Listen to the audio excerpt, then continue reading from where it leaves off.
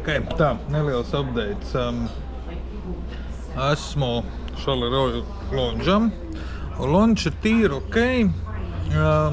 Nav nekas izcils, nav nekas draņķīgs. Vienīgi, kas bija tāda mazliet nesaprašanās. Man bija pilna pārliecība, ka bija Dragon Quest QR kods, bet izrādās man ir lončki, un attiecīgi sākumā netiek iekšā, bet labi, pēc tam tiku.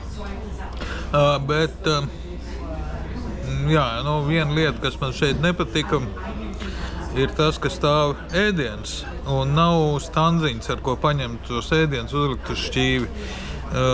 Jā, tas ir ok mājās, teiksim, kur viss mazs cilvēku daudzums. Bet kur apgrožās simtiem un tūkstošiem, man šķiet, ka tas ir stipri nehigieniski un tas var būt pat bīstami. Bet citādi viss ir kārtībā. Trūkums vēl ir tāds, ka šeit ir zīme rakstīts, ka katrs apmeklētājs drīkst paņemt tikai līdz 3 dziriņām. Kā tad es lidošu? Kas tas ir 3 aliņi? Tas nekas nav.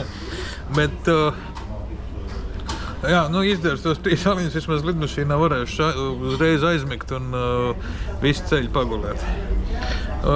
Tā kā es domāju, ka būs vēl update.